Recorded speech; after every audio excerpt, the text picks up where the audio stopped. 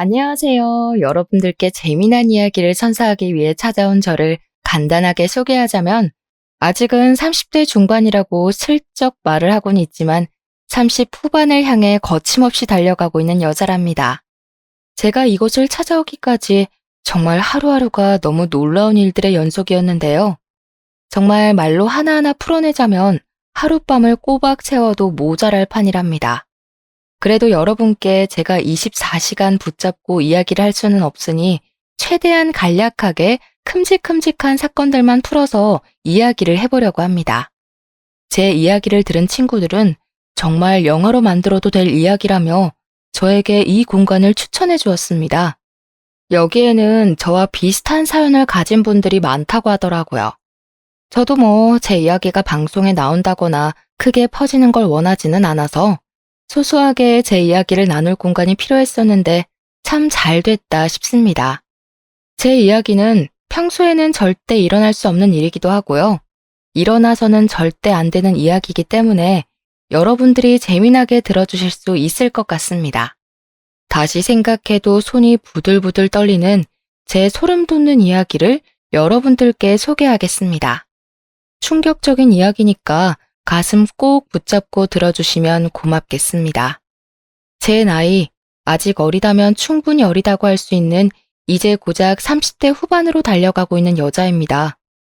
여러분들의 20대, 30대는 어떠셨나요? 대학 생활을 꿈꾸면서 남자친구도 사귀고 MT도 다녀오고 친구들이랑 술도 마시고 행복한 시간을 보냈어야 할 제 20대, 30대는 처참했습니다. 요즘 시대에도 이런 일이 일어날 수 있다고 하실 법한 일을 제가 겪었고 제가 산 증인입니다. 저는 속된 말로 전기가 들어오는 게 신기할 정도로 아주 외지고 캄캄하고 폐쇄적인 시골 동네에서 태어나고 자랐습니다. 마을 사람들은 몇 가구 되지 않았는데 상당히 고시식하고 옛것을 그대로 지키려고 하는 발전하지 못한 사람들이 옹기종기 모여서 자기들끼리의 터전을 구축하고 살았습니다. 그렇기 때문에 여자가 공부를 한다는 것 자체가 말이 안 되는 곳이었고 어쩔 수 없이 나라에서 시키는 최소한의 교육만 이수할 수 있었습니다.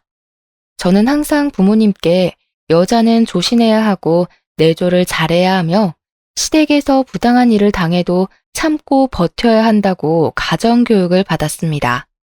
그게 전부 부질없는 짓이고 부당한 일이라는 것을 모를 수밖에 없었습니다. 어린 시절부터 꾸준히 듣고 자랐기 때문에 당연하다고만 생각했기 때문입니다. 저는 당연히 분교 출신이었고 중학교, 고등학교를 가려면 읍내까지 아주 먼 길을 가야 했기 때문에 교육을 포기하고 집에서 시키는 잡일을 하며 살았습니다. 그랬던 저는 21살이라는 어린 나이에 손이 귀하디 귀한 집으로 팔려가듯 시집을 오게 되었습니다. 시집을 오게 된 이유 또한 지금 생각해보면 정말 어이가 없었는데 저희 친정에 제 위로 오빠만 3명이 있고 밑으로 남동생이 하나 있었습니다. 그러니까 남자가 많은 집안의 딸이라 우리 시댁에서도 저에게 아들만 턱턱 낳아주었으면 좋겠다고 요구를 하셨습니다. 한마디로 다른 부부는 전혀 본 것이 없고 오로지 집안에 남자가 많기 때문에 저도 그 기운을 타고났을 거라고 수소문을 해서 저를 중매로 데리고 온 것입니다. 어느 날 갑자기 시집을 가야 한다는 부모님의 말에 황당함을 느낀 것도 잠시. 저는 곧 웨딩드레스를 입고 남들이 술 먹고 여행 가고 공부하고 놀 시간에 시집살이를 시작하게 되었습니다. 정말 우리 시댁도 시댁이지만 남편 또한 엄청난 개차반이었는데 우리 남편은 돈을 쓸 줄만 알았지 벌 줄도 모르고 이 여자 저 여자 건드리지 않는 여자가 없다는 소문을 달고 사는 한마디로 아주 저급한 날라리 같은 놈이었습니다. 시댁 동네에 소문이 퍼다한 놈이었는데 저는 타지에서 시집을 왔으니 아무것도 모르고 있었던 것이었습니다. 제가 시집을 갈 때 시댁에서 친정으로 보내준 돈으로 저희 오빠들하고 남동생이 공부도 하고 기반도 잡고 해야 하지 않겠냐고 저희 부모님은 저를 설득하셨었습니다. 딸로 태어났으면 집안의 커다란 기둥이 될 오빠들을 위해서 희생도 할 줄 알아야 한다고 저를 몇 번이나 도망가지 못하게 붙잡으셨습니다. 어릴 때부터 계속된 주입식 교육으로 인해서 저는 타지에 나와 다른 사람들의 생활을 보기 전까지 제가 해야 마땅한 일이라고 생각을 했습니다. 저보다 10살이나 나이가 많은 남편과 결혼하는 게 죽기보다 싫었지만 그 어린 나이에 저는 시집을 오게 되었습니다. 저는 결혼하고 딱 3개월이 되는 시점에 아주 빠르게 임신을 하게 되었는데 정말 2번 다시는 겪고 싶지 않은 일이 벌어지게 되었습니다. 제가 임신을 했다는 소식이 전해지기 무섭게 남편이 어느 날 술을 마시고 집에 들어와서 괜히 기분이 나쁘다며 저에게 화풀이를 했고 제가 넘어지는 바람에 아이가 유산된 것입니다. 하루아침에 뱃속에 잉태되었던 아이가 사라졌는데 시댁에서는 남편 탓을 하지 않고 제 탓으로 모든 것을 돌리기 시작했습니다. 어미가 되어서는 당연히 유산이 되지 않게 아이를 지켜냈어야지. 그렇게 쉽게 아이를 보내? 내 손자 녀석 어떻게 돌려낼 것이야. 성별이 나오지도 않은 작은 점밖에 되지 않은 아이였지만 시모는 당연히 제가 아들을 낳을 것이라고 생각을 하며 본인 손주를 돌려내라고 윽박을 질렀습니다. 그 뒤로 저는 하루빨리 임신을 해서 시부모님에게 보여드리기 위해 시도를 했지만 첫 번째 유산으로 인해서 자궁에 문제가 생긴 것인지 임신이 잘 되지 않았습니다. 당연히 시댁에서는 저에게 몸 관리 하나 제대로 할 줄 모르는 팔푼이라고 하시며 그때부터 저를 구박대기 취급을 하기 시작했습니다. 각고의 노력 끝에 제 나이 24살이 되었을 때 다시 한번 임신을 하게 되었고 정말 소중하게 10달이라는 긴 시간 동안 아이를 지켜낸 덕분에 저는 출산을 하게 되었습니다. 하지만 시댁에서 바랐던 것처럼 아들을 낳은 게 아니라 저는 딸을 낳고 말았습니다. 딸을 낳고 난 이후에 정말 안타깝게도 저는 자궁에 크게 문제가 생겨서 그 어린 나이에 자궁 적출 수술까지 받아야만 했습니다. 시댁에서는 청천벽력 같은 소리에 머리를 싸매고 드러눕기까지 하셨습니다. 당연한 일로 저를 더 구박하고 무시하고 잡아먹고 싶어 안달난 사람처럼 굴었습니다. 하나를 낳았어도 아들을 낳았어야지 아무짝에도 쓸모없는 딸년을 낳았다면서 저에게 반푼이도 이런 반푼이가 없다고 욕을 하셨습니다. 거기까지는 딸아이를 보면서 어떻게든 버텨내보려고 했지만 정말 충격적인 일이 벌어지기 시작했습니다. 저희 딸을 보면서 아들이 아니라 딸이라 쓸모가 없다며 남편까지도 저와 딸을 무시하기 시작하더니 바깥으로 나돌아다니는 게 아니겠습니까? 차라리 집에서 잔소리를 하지 않아 편하다고 생각했는데 아이가 돌이 지났을 무렵 집에 남편이 웬 여자를 데리고 들어오는 것입니다.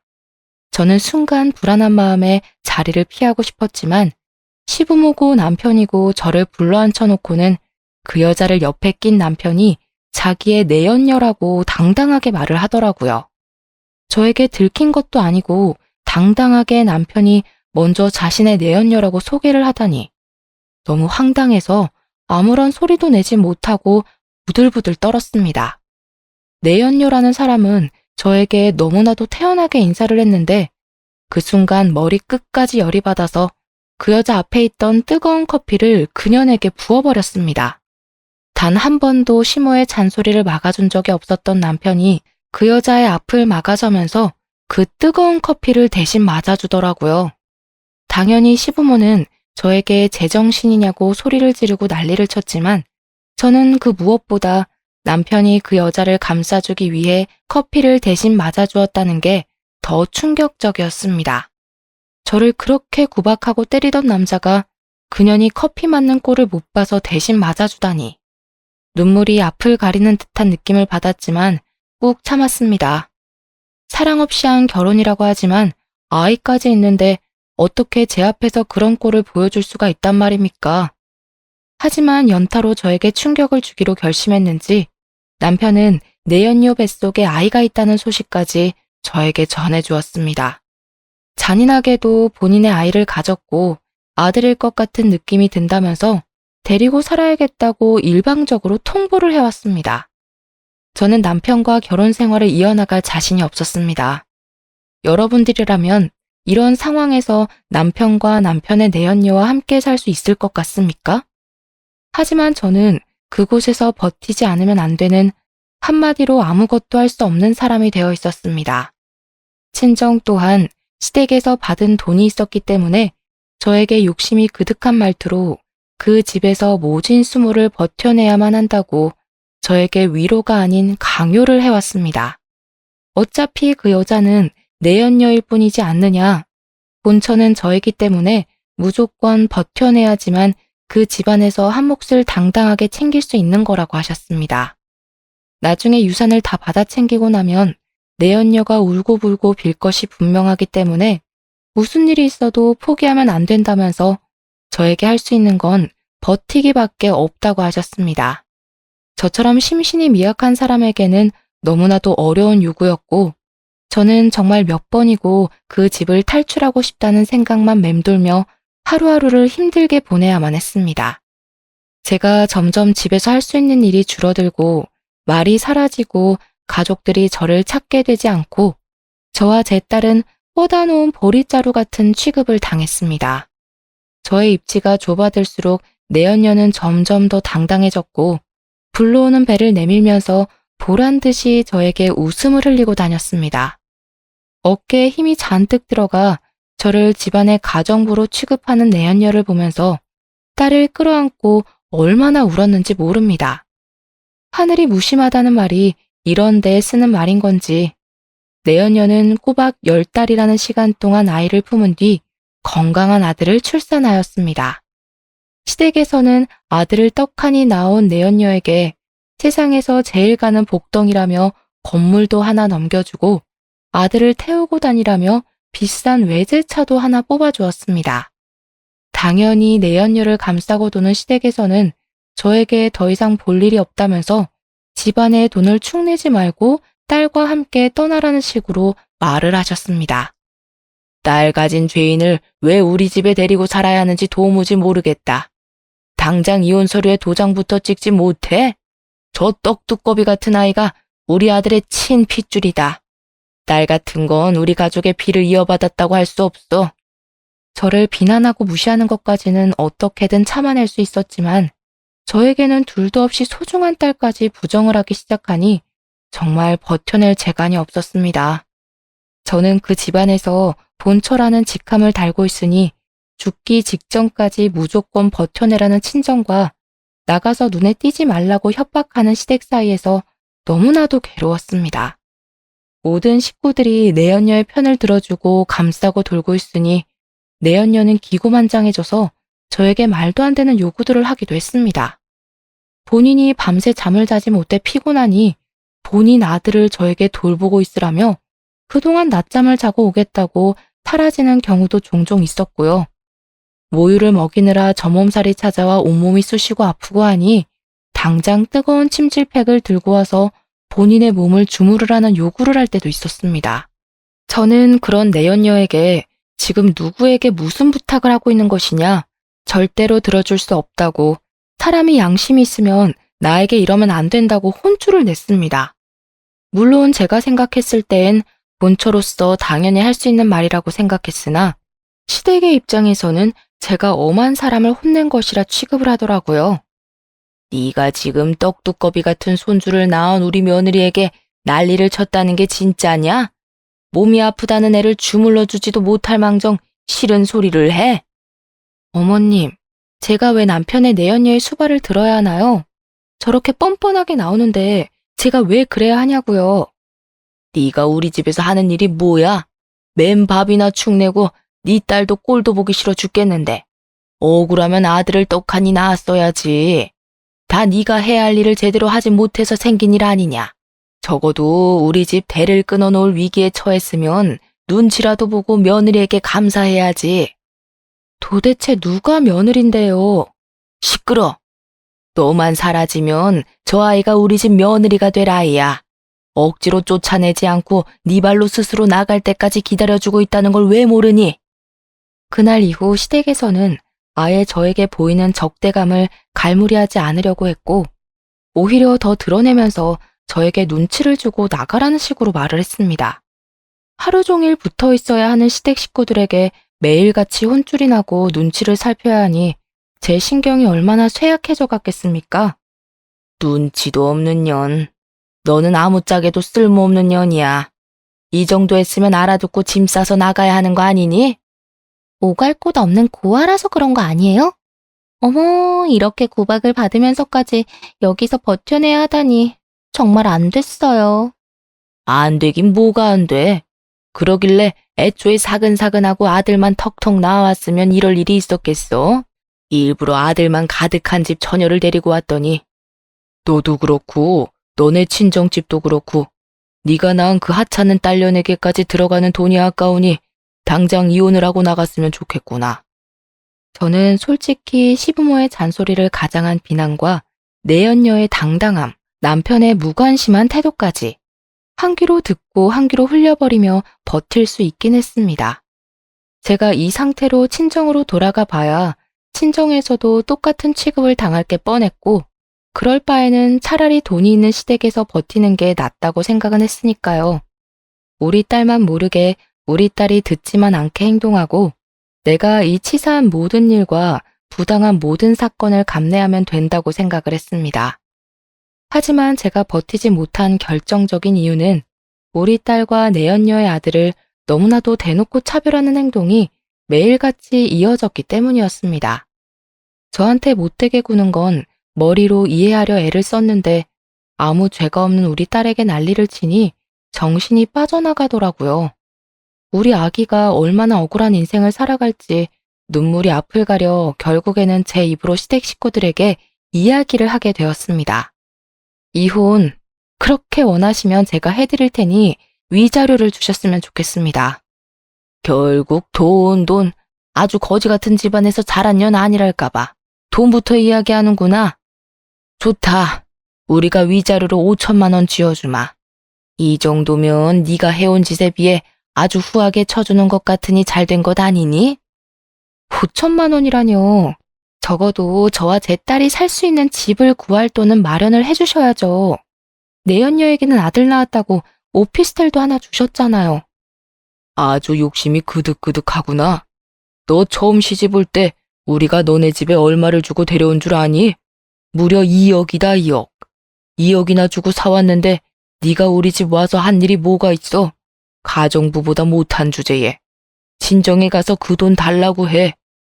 그러면서 저에게 당장 친정으로 돌아가서 친정에 발붙이고 살라고 하더라고요. 저는 졸지에 짐도 제대로 챙기지 못하고 친정으로 가게 되었습니다. 하지만 제가 이혼을 했다고 친정에 이야기를 하자 친정에서도 돈이 되지 않는 계집애라며 저를 무시하고 모른 척을 하는 것이 아니겠습니까?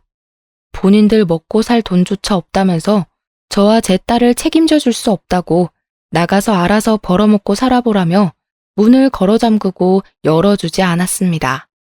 아예 저의 연락조차 받아주지 않고 문도 열어주지 않았기 때문에 저는 결국 딸을 데리고 지하 단칸방을 얻어서 살기 시작했습니다. 하지만 제가 정말 쫓겨나오듯이 도망쳐 나왔기 때문에 짐을 시댁에서 다 빼오지를 못해서 짐을 챙기러 가야겠다는 마음에 단칸방 생활을 한 지 2달쯤 지나서 시댁을 찾았습니다.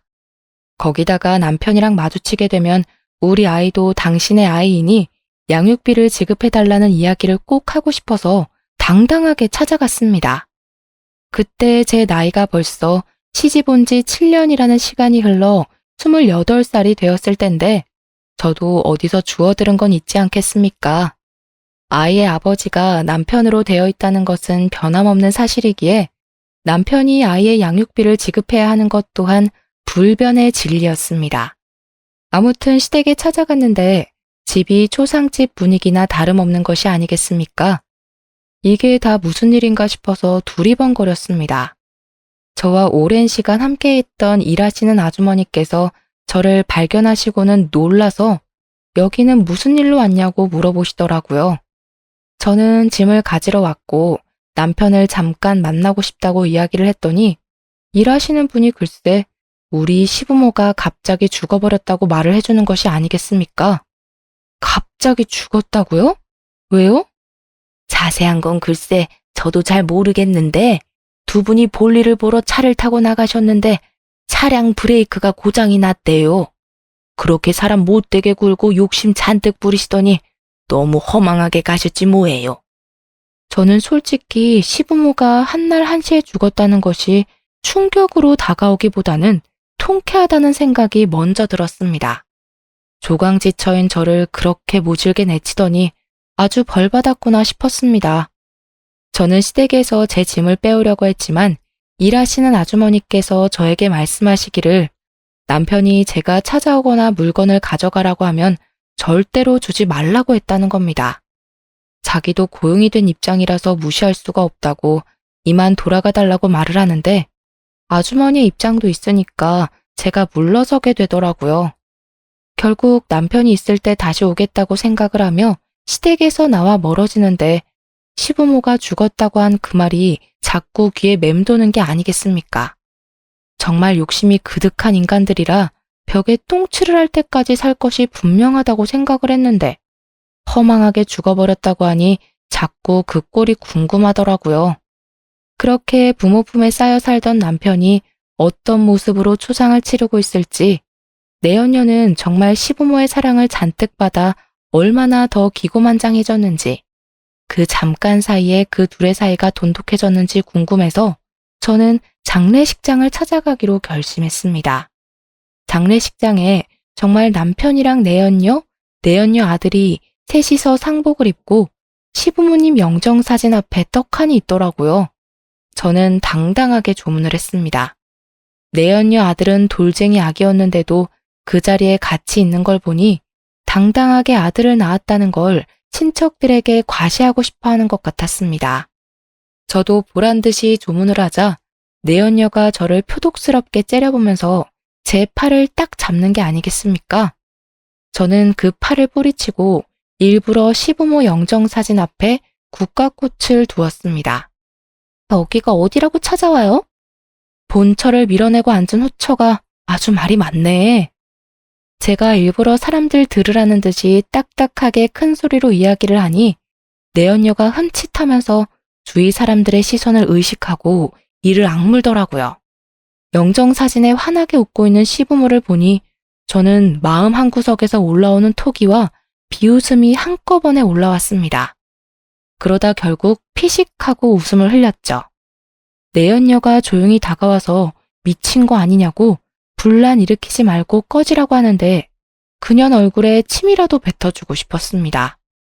내연녀는 남편을 쳐다보면서 저를 쫓아내달라는 식으로 손짓을 했는데 남편이 아무 소리도 하지 않고 저를 이상한 얼굴로 바라보는 게 아니겠습니까? 미련이 남아서 그렇게 보는 것 같아 보이진 않았는데 뭔가 하고 싶은 말이 잔뜩 있는 사람처럼 저를 쳐다보고 있었습니다. 저도 남편의 얼굴을 바라보는데 그 순간 이상한 낌새를 눈치챈 건지 내연녀가 저에게 와서 조문을 했으면 이제 그만 가보라고 밀어내더라고요. 아무래도 사람들의 시선이 집중이 되고 흥미진진한 눈들로 귀를 쫑긋하고 있으니 본인이 쪽팔린 줄은 알았나 봅니다. 자꾸 등을 떠밀면서 본인들 행복하게 잘 살고 있으니까 뒤흔들 생각하지 말고 동정심 얻을 생각하지 말라고 외치는데 더러워서 장례식장을 나왔습니다. 저는 남편의 마지막 표정이 자꾸 마음에 걸려서 남편과 대화를 해봐야겠다고 생각을 하긴 했지만 쉽지 않더라고요. 내연녀가 아무래도 남편의 바람길을 불안해하는 건지 철벽을 치면서 저와 연락이 닿지 않도록 갖은 수를 다 쓰고 있었기 때문에 남편과 연락을 할 방법을 찾지 못했습니다. 저는 결국 그 복잡 미묘한 표정을 뒤로하고 남편과 시댁 쪽에는 모든 관심과 연락을 끊고 홀로 서기를 시작했습니다. 그렇게 7년이라는 세월이 흐르는 동안 정말 아이를 키워내기 위해 저는 안 해본 일이 없을 정도로 많은 고생을 했습니다. 그 어떤 가족도 저에게 도움을 주지 않았고 연락조차 되지 않았기 때문에 저는 여러 일을 돌아다니며 했고 결국에는 식당 일에 정착해서 아이를 키워내고 있었습니다. 식당 사장님 부부가 너무나도 좋으신 분들이라 저의 모든 사정을 듣고 눈물을 지으며 저를 배려해 주셨고 덕분에 편하게 일을 할 수 있게 되었습니다. 일에 적응도 완벽하게 하고 식당 사장님 부부의 일을 도와 열심히 일을 하고 있던 어느 날 휴대폰으로 모르는 번호로 문자 하나가 도착했더라고요. 저는 문자의 내용을 보고 너무나도 놀라서 헉소리를 내고 말았습니다. 그 문자에는 전 남편이 사망을 했다고 장례식장과 발인 날짜가 적혀 있었기 때문이었습니다. 시부모가 죽었을 때는 그저 통쾌하다, 죽을 만한 사람이 죽었다고 생각을 했는데 전 남편이 죽었다는 문자는 조금 충격적이라 저는 멍하니 그 자리에 서 있어야 했습니다. 식당 사장님 부부께서 저에게 무슨 일이냐고 물어보셨고 그제야 정신을 차리고 말씀을 드리니 일단 장례식장에 찾아가 보라고 하시더라고요. 아무리 그래도 저희 아이가 남편의 핏줄이니 이제라도 뭔가 남겨주는 것이 있지 않겠냐고 편하게 살아야 하지 않겠냐고 하시면서요. 사실 유산에 대한 부분은 전혀 생각도 하지 않았었지만 사장님 부부의 말을 듣고 저는 장례식장에 찾아가기로 결심을 했습니다.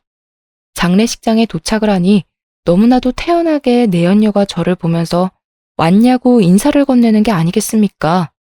불과 5년 전에 시부모님이 돌아가셨던 그때에는 어떻게든 저를 쫓아내려고 안간힘을 다 쓰던 내연녀가 변해버린 태도로 저를 대하니 수상한 마음이 들더라고요.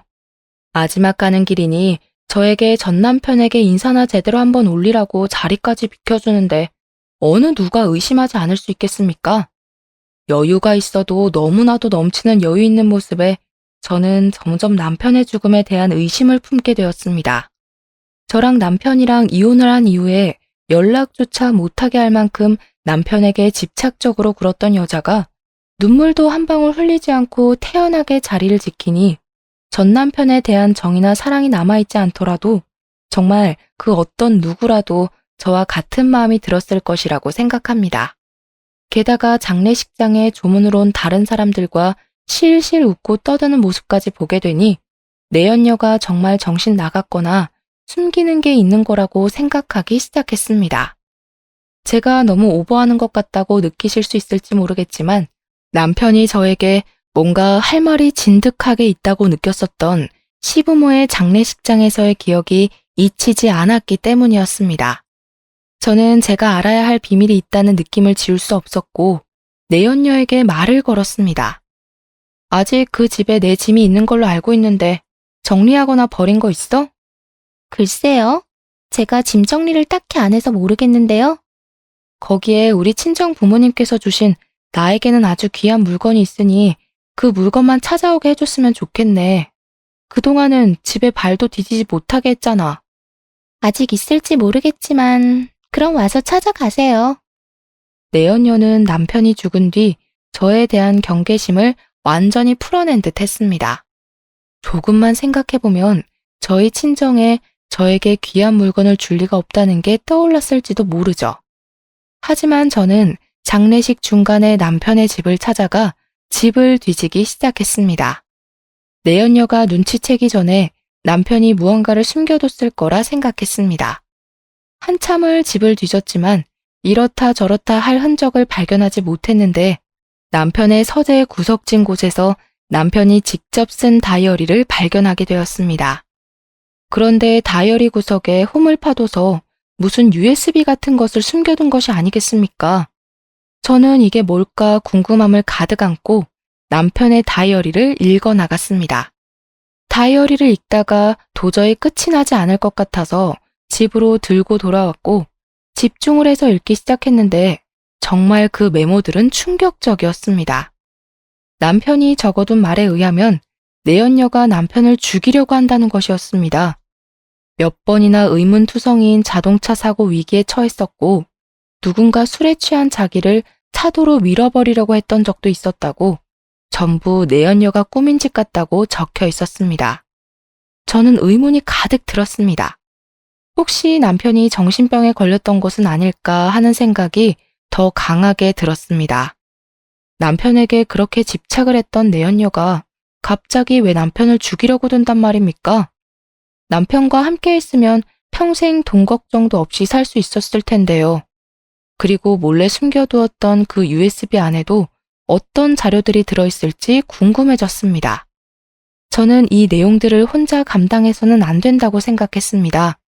그 이유는 당연히 남편이 죽은 사람이 되었기 때문이었습니다.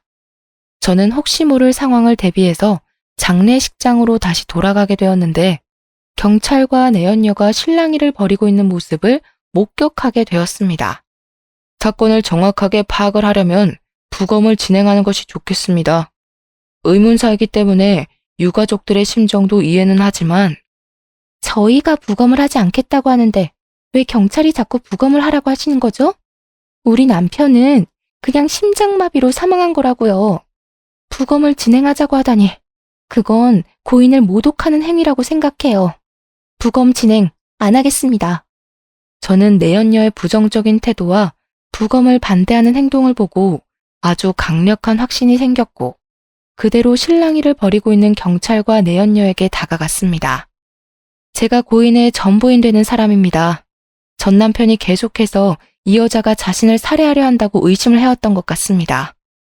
지금 그게 무슨 소리예요? 내가 본처 자리 밀어낸 후처라고 그런 식으로 말하면 안 되죠. 놀라서 저를 바라보는 경찰에게 남편이 직접 쓴 다이어리를 건네면서 이게 증거라고 말을 하며 여기에 남편의 모든 의심이 적혀 있다고 말을 했습니다. 또한 경찰에게 제 아이가 남편의 핏줄인데 내가 대리인의 자격으로 부검을 신청할 수 없냐고 물어보았습니다. 경찰은 다이어리를 한번 쓱 훑어보더니 만약 내연녀가 용의자로 올라가게 되면 제가 대신 부검을 신청할 수 있을 거라는 답변을 돌려주었습니다. 내연녀는 그게 무슨 소리냐, 말도 안 되는 소리라고 끝까지 발악을 했지만 경찰은 그 모습에 더욱 짙은 의심을 하기 시작했습니다. 결국에는 내연녀가 부검을 거부해도 어쩔 수 없이 부검을 하게 되는 상황이 오게 되었고 부검 결과 남편의 체내에서 치사량 수준의 약물이 발견되었습니다. 전신을 마비시키는 약물로 정량 이상이 들어가면 호흡을 할 수 없는 독이라고 하더라고요. 수사는 급진전이 되기 시작했고 내연녀가 자주 다니던 피부과 원장에게서 그 약물을 얻었다는 것, 그리고 그 원장과 내연녀가 불륜 관계였다는 것이 밝혀지게 되었습니다. 그 소식을 들었을 때 저는 정말 경악을 금치 못했고 경찰은 내연녀를 긴급 체포하게 되었습니다. 수사의 진척이 확확 이루어지던 와중에 저는 뒤늦게 USB가 생각이 났고 USB를 들고 다시 한번 경찰서에 찾아가서 건네주었습니다. 다이어리에 같이 들어있던 것인데 수사에 도움이 될 만한 것이 들어있을지도 몰라서 가지고 왔다고 하니 바로 한번 확인을 해보자고 하시더라고요. 경찰서에 있는 컴퓨터로 확인을 해보았는데 거기에는 주차장 CCTV 영상이 들어있었습니다. 경찰은 저를 보고 누군지 알아보겠냐고 물어보았는데 주차장에 놓인 차가 돌아가신 시부모의 차인 것이 아니겠습니까? 그 앞선 영상에서는 내연녀가 어떤 남자랑 함께 차 밑에 들어가서 무언가를 조작하는 것 같은 영상이 나오고 있었습니다. 남편의 부모, 그러니까 시부모가 차량 브레이크 고장 사고로 죽었어요. 경찰은 그 사건 또한 내연녀가 범인이라는 것을 확신하게 되었고 내연녀를 바로 추궁하기 시작했습니다. 처음에는 죽어도 아니라고 발뺌을 하던 그 여자는 CCTV 영상이 있다는 것을 밝히니 망연자실하면서 전부 시인을 하게 되었습니다. 내연녀와 함께 차 밑에서 조작을 했던 그 공범은 바로 피부과 원장이었습니다. 저는 순간 머리에 망치를 맞은 것 같은 기분이 들었습니다. 시부모가 죽은 시점이 내연녀가 아들을 낳고 얼마 지나지 않아서 아니겠습니까? 남편의 시신이 부검을 마친 뒤 화장을 하기 전이었기 때문에 저는 서둘러서 내연녀의 아들과 남편의 유전자 검사를 의뢰하게 되었습니다. 사건의 전말은 아주 쉽게 드러나게 되었습니다. 이실직고하는 사람에게 감형을 해주겠다는 거짓말에 둘 다 홀라당 넘어가서 서로의 죄를 낱낱이 고하게 된 것입니다. 내연녀는 시댁의 재산을 전부 차지하겠다는 일념으로 불륜남과 짜고 그런 짓을 벌였던 것이었습니다. 결국 경찰에서 촘촘하게 수사를 하고 제가 전해준 결정적인 증거로 인해서 둘 다 구속이 되었고 법의 심판 앞에서 서게 되었습니다. 당연한 수순으로 살인자이기 때문에 재산 상속에서 제외가 되었고 상속을 받을 수 있는 사람은 제 딸과 내연녀의 아들밖에 남지 않았습니다. 일주일이라는 시간이 흐르고 저는 친자 확인에 대한 결과를 받을 수 있게 되었는데 충격적이게도 내연녀의 아들은 남편의 친자식이 아니라는 결과가 나왔습니다. 저는 정말 소름이 전신에 가득 돋았고 유치장에 갇혀있는 내연녀를 찾아가게 되었습니다. 얼굴이 허옇게 질린 채로 힘없이 제 앞에 앉은 내연녀에게 저는 정색을 하며 이야기를 했습니다. 너 정말 소름 돋는 년이다. 그 돈이 욕심나서 시부모의 남편까지 죽여? 애초에 접근했을 때부터 그 피부과 원장이란 놈이랑 만나던 사이였던 거 다 알아. 그러자 내연녀가 아주 못 들을 소리를 들었다는 듯이 과하게 깔깔 웃으면서 저에게 말을 하더라고요. 증거 있어?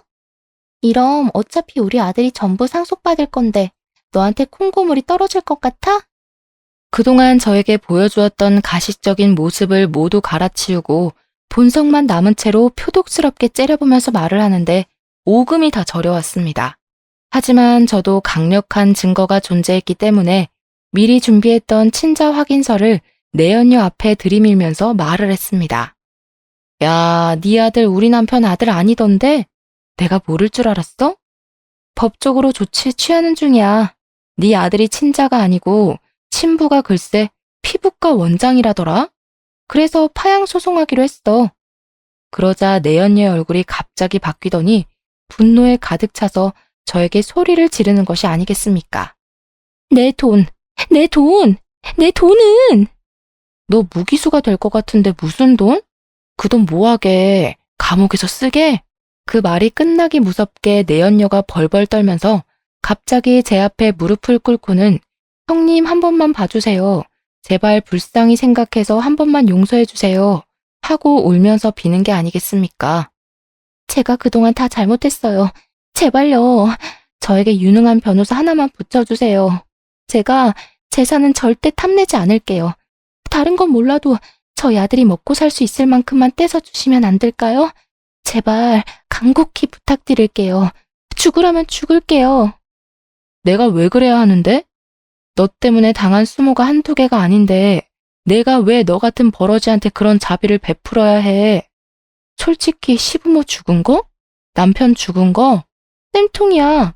나는 그들이 읽어둔 재산 내 딸이랑 펑펑 쓰면서 행복하게 살 거야. 제가 그 말을 끝으로 뒤돌아 나오려고 하는데 가림막 판으로 악을 쓰면서 저에게 달려들 듯 발악을 하니 교도관들이 줄에 묶인 내연녀를 끌고 가더라고요. 마지막 꼬락서니까지 저리 초라하고 볼품없는 모습이라니 정말 뼛속까지 시원해지는 느낌이었습니다. 재판이 시작되고 1심에서 사형이라는 결과가 나오게 되었고 공범인 피부과 원장도 죄질이 나쁘다는 이유로 무기징역이 나왔습니다. 하지만 2심 재판에서는 피부과 원장과 내연녀 둘 다 무기징역으로 확정이 나게 되었습니다. 한국에서는 사회적인 이슈가 크게 되지 않는 이상 사형수가 잘 나오지 않기에 어느 정도 감내는 했지만 사형수가 아니라는 것이 못내 서운하기까지 했습니다. 죽은 시댁의 모든 재산은 우리 딸에게로 상속이 되게 되었고 변호사를 통해서 세금을 내고 수임료를 정리했음에도 통장에 어마어마한 돈이 꽂히게 되었습니다. 통장에 찍힌 금액을 하나하나 세어보는데 정말 꿈만 같더라고요. 평생 살면서 이만큼의 돈을 벌어볼 수 있을까 싶을 정도로 어마어마한 돈이 떨어지게 되니 현실감이 느껴지지 않았습니다. 왜 로또에 당첨된 사람들이 억소리조차 내지 못한다고 하는지 10분 이해가 가더라고요. 주변을 정리하고 나니 1년이라는 시간이 뚝딱 흘렀는데 어느 날 갑자기 내연녀가 구구절절한 편지를 저에게 보냈더라고요. 자기를 용서해줄 생각은 없냐? 감옥 생활이 너무 힘들다고 차라리 죽고 싶은데 감시가 심해서 죽을 수도 없다고 말입니다. 저는 당연히 그 편지를 다 읽고 박박 찢어버렸습니다. 제가 왜 그런 정신나간 년놈들을 너그러운 마음으로 용서를 해줘야 한단 말입니까? 세월이 빠르게 흐른다지만 다시 오롯이 저에게 집중할 수 있는 시간이 되니 제 나이가 고작 36살밖에 먹지 않았더라고요. 아직 제 나이가 너무 창창하지 않겠습니까? 이 돈으로 평생 우리 딸과 놀고 먹어야겠다 다짐을 했는데 저희 친정에서 이 모든 소식을 듣고 저를 찾아온 것입니다. 정말 돈 냄새를 어찌 그리 기가 막히게 맡는 건지 분명히 저를 모질게 쫓아냈던 사람들이 이제 와서 저에게 빌붙으려고 하니 제가 받아주고 싶겠습니까? 우리 딸과 제가 힘들게 살아왔던 10년이 가까운 그 시간 동안 아무런 힘도 편도 들어주지 않았던 사람들에게 제가 왜 자비를 베풀어야 할까요? 나 사업하게 돈을 좀 빌려줬으면 좋겠는데 이야기 들어보니까 평생 펑펑 써도 남을 만큼의 돈이 들어왔다며? 나도 우리 딸 덕에 돈 좀 써가면서 호강해보자. 이런 게 효도니 효도가 별거냐? 응? 내가 그 힘든 시기를 견딜 때마다 모질게 몰아내놓고 이제 와서 나에게 돈 빌려달라 효도해라 하는 거 수치스럽지도 않아? 내가 한 번만 도와달라고 우리 딸이랑 나랑 오갈 데가 없다고 했을 때 대문 빗장까지 걸어 잠근 사람들이 누구야? 바로 당신들이야. 그 외진 시골까지 쫓아가서 살려달라고 빌었을 때 나를 밀어낸 게 당신들이면서 이제 와서 뭐가 어쩌고 어째? 그날 이후에 나는 당신들과의 모든 인연을 정리하기로 마음먹었고 그 마음 지금도 변치 않아. 당장 내 집에서 꺼져. 인연이? 키워준 값도 모르고 배은망덕하게? 나 혼자 컸지. 언제 나를 키워줬어? 나를 그 지옥 같은 시댁에 팔았을 때 받은 돈이면 노후 생활 충분하지 않아? 그 시골에서 풀떼기나 키우면서 평생 자급자족하고 살아. 밑 빠진 독에 물 붓는다고 평생 오빠들 뒤치다거리나 하면서 살라고. 하지만 그들의 집착은 끝이 없었고 저는 결국 친정 식구들과 자꾸만 저에게 편지를 보내오는 내연녀를 피해 딸과 함께 이민을 가기로 결정했습니다. 딸의 교육을 위해서라도 나쁘지 않은 결정이라고 생각을 했고 지금은 미국으로 건너오게 된 지 2년이라는 시간이 지났습니다. 영어가 어렵기도 하고 사람을 만나는 게 서툴긴 하지만 그래도 어떻게든 손짓 발짓 해가면서 좋은 이웃들과 어울려 행복한 시간을 보내고 있습니다. 우리 딸이 아직 어려서 그런 건지 습득이 남들보다 빠른 건지 영어를 곧잘해서 먹고 사는 것에 대한 문제가 없어 보여 얼마나 다행인지 모르겠습니다. 딸과 행복한 시간을 보낼 때마다 가슴 깊이 묻어둔 내연녀의 아들 근황이 궁금하기는 하더라고요. 그 아이는 아무런 잘못도 없으니까요. 한국으로 수소문을 해보니 부모가 없어 보육시설에 들어가게 된 것 같았습니다. 부모를 잘못 만난 탓에 고생을 하고 있는 게 참 안쓰럽기도 했고요. 그래서 저는 티나게 도움을 주고 싶진 않지만 모른 척 할 수만은 없어서 그 보육시설에 1년에 한 번 크게 기부를 하고 있습니다. 비단 전 남편의 아들을 위해서뿐만이 아니라 다른 아이들을 위해서라도 이런 기부는 꼭 필요하다고 생각을 했기 때문이었습니다. 저는 우리 딸이랑 방학에는 다른 주로 여행을 가기도 하고 취미로 골프도 치고 평생 해보지 못했던 저 자신을 꾸미며 살고 있습니다. 이제 막 40살이 다가오고 있긴 하지만 100세 시대인 만큼 제가 아직 창창하다는 생각을 버릴 수가 없더라고요. 비록 너무 많은 일을 겪고 난 이후라 제 마음이 폭삭 사가버리긴 했지만 지나간 청춘은 지금부터 다시 쌓으면 된다고 생각합니다. 우리 딸의 말처럼 연애도 하고 새로운 사람들과 어울려 지내면서 앞으로도 딸과 함께 행복한 시간을 보낼 예정입니다. 역시 돈이 있으니까 사람의 마음에 여유라는 것이 생기는 것 같습니다. 사람은 너무 욕심 부리지 말고 주어진 환경에 만족하며 사는 것도 아주 중요한 요소인 것 같습니다. 욕심을 부리다가 무기징역으로 평생을 감옥에서 살게 된 내연녀에게 이 사연을 듣진 못하겠지만 평생 속죄하면서 살길 바란다는 메시지를 주고 싶네요. 마지막까지 제 이야기를 들어주신 여러분께도 행복과 행운이 가득한 앞으로의 인생이 기다리고 있다는 것을 알려드리며 글을 마치겠습니다. 정말로 감사합니다.